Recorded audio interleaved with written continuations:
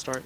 We're back again, and this time I'm going to actually um, kind of show some mild Qigong slash Tai Chi stuff combined with um, the a lot of the points of view that I was talking about before.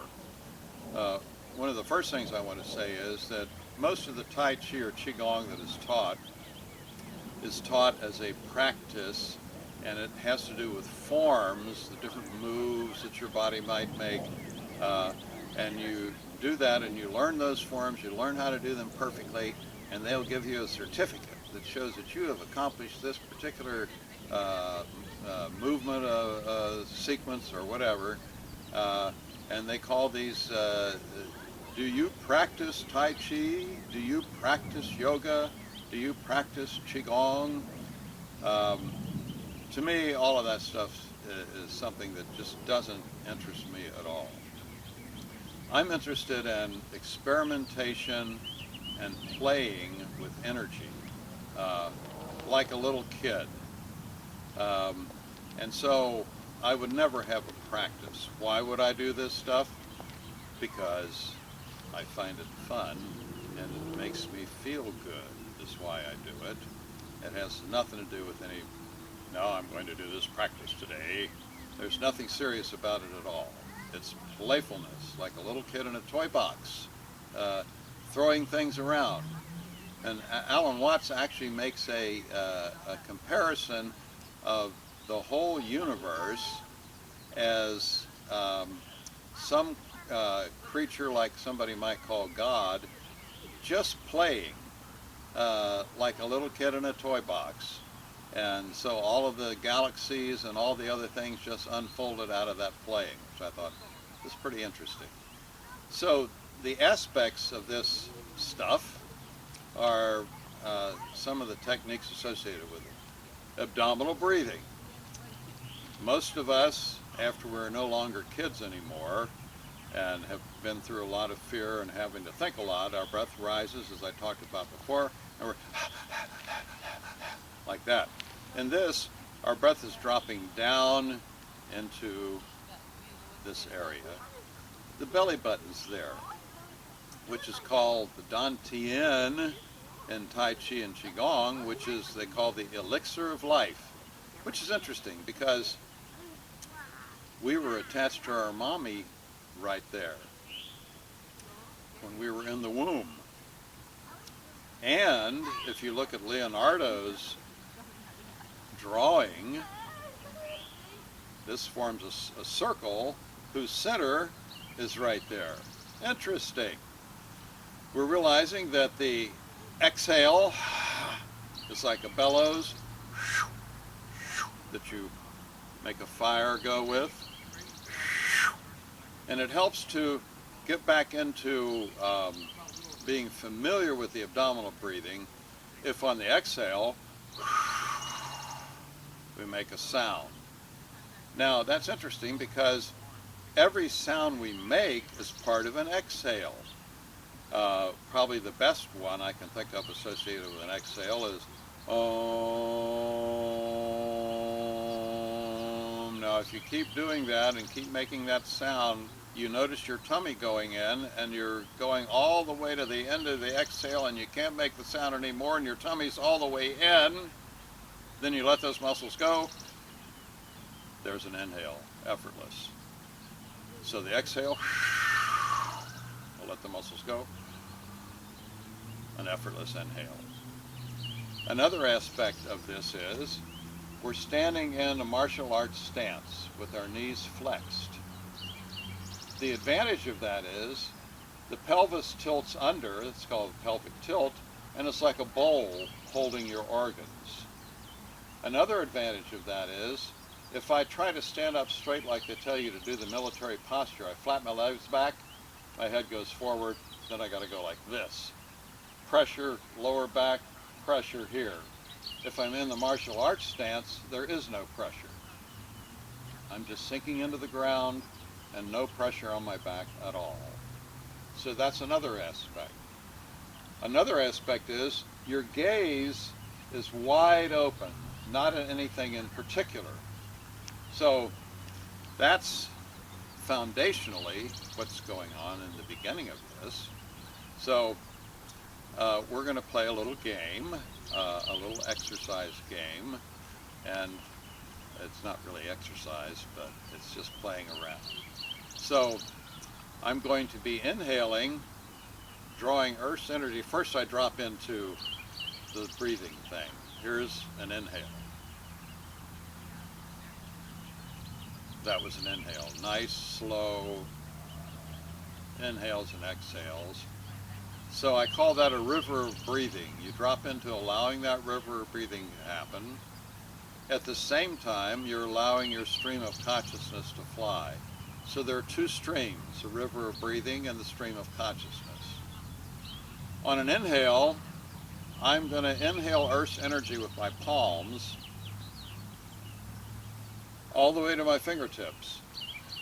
Then I'm going to exhale, allowing that energy to fall down, and you'll see that we're outlining a sphere. I'm inhaling Earth's energy with my palms, all the way to my fingertips, and then exhaling, allowing the sky's energy to fall down. We're mixing earth and sky. Inhaling Earth's energy with my palms, sweeping it up through my body, and then allowing the sky's energy to come down. Mixing earth and sky, yin and yang. This, by the way, particular thing, it comes from Ken Cohen's Qigong workout. This is part of that. Now I'm inhaling Earth's energy up with my palms this way, all the way to my fingertips, and then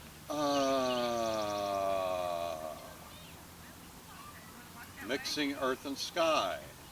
And we're filling this sphere with Earth's energy and the sky's energy.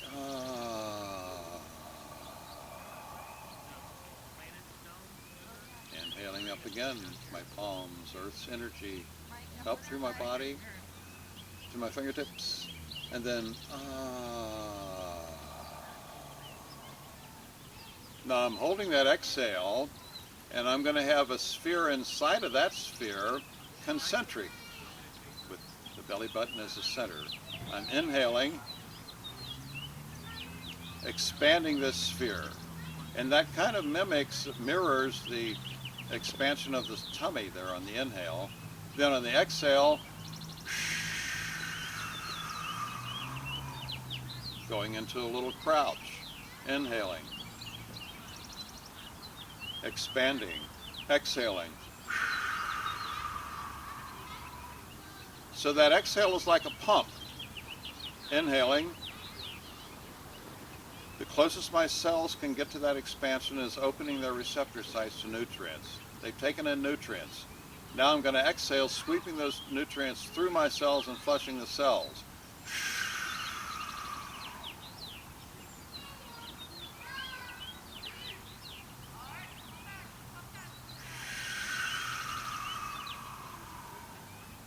This could be very healing. Cellular receptor sites opening up, taking in nutrients, sweeping those nutrients through the cells, flushing the cells.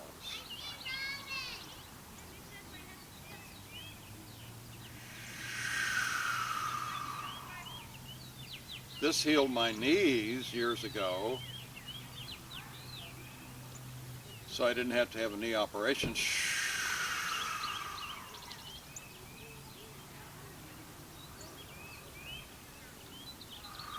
Now, all the while doing this, you want to be allowing your stream of consciousness to randomly do whatever it wants. So even though I'm doing the visualization of this expanding and contracting sphere, I'm also allowing whatever thoughts to come through.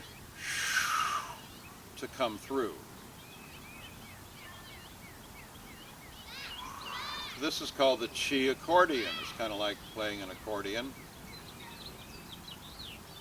And intuition is how long you would keep doing this. But at a certain point, I'm going to allow my hands to float up into the air and come back into this prayer posture, but I'm not going to be praying.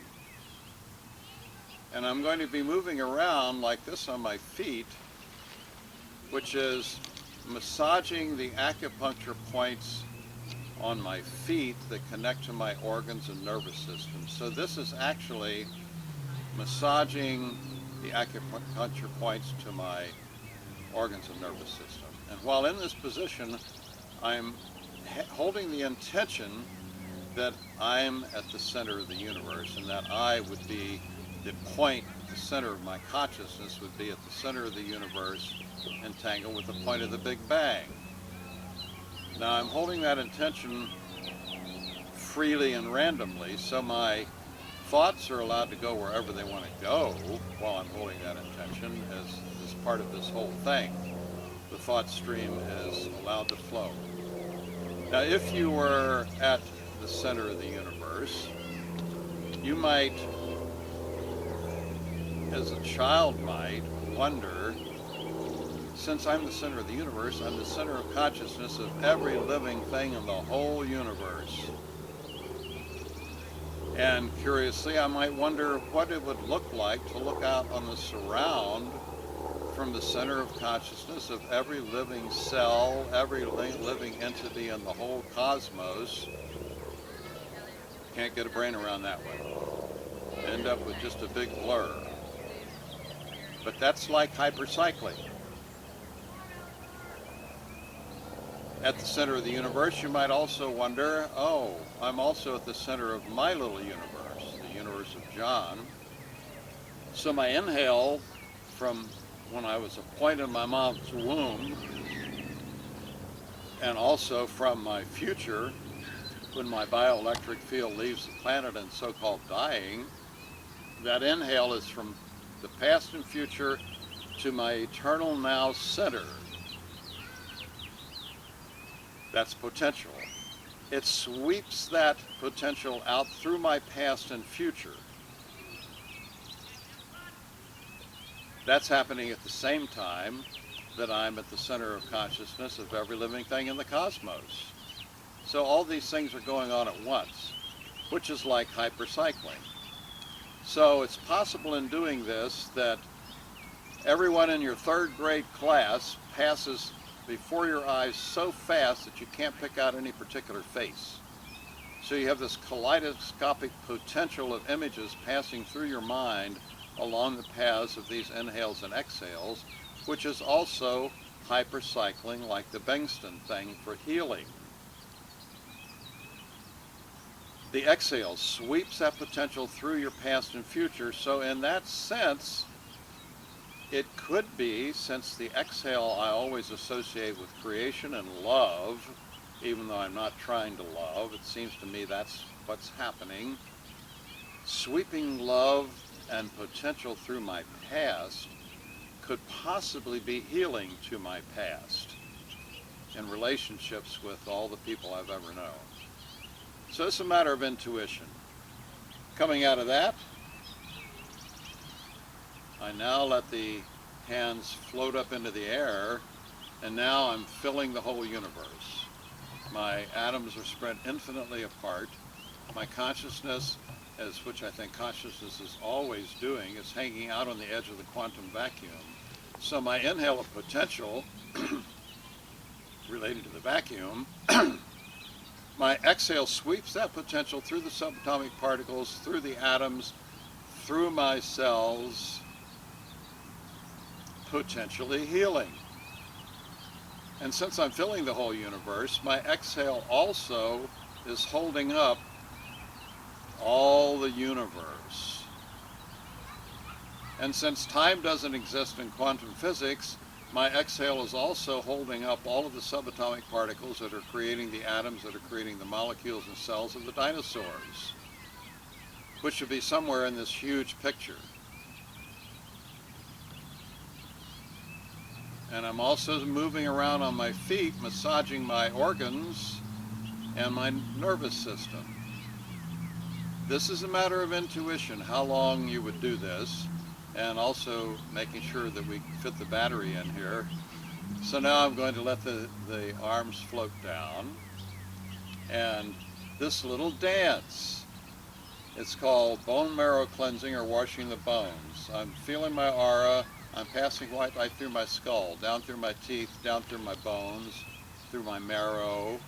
The other hand releases, comes up in the air, faces up, turns over, feeling my aura, passing white light through my skull, down through my teeth, down through my bones, washing the bone marrow. Adult stem cells. Washing the adult stem cells and the bones. If you feel anything passing through your bones, it's the cellular receptor sites on your bones and marrow opening up to nutrients and flushing those nutrients. But I'm not trying to do that. I'm just washing my bones and washing my marrow.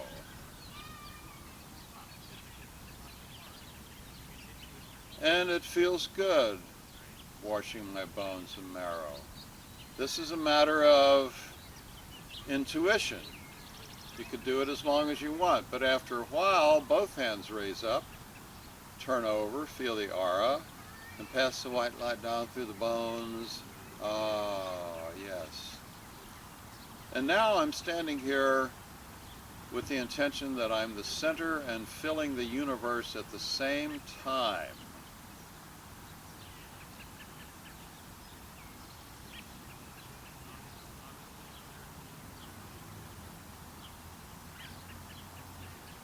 Which would make me a holograph of the whole universe, which is what I think each one of us is. And I want to thank you folks for watching this, and this will be the end of this little video. And y'all have a wonderful time breathing slowly.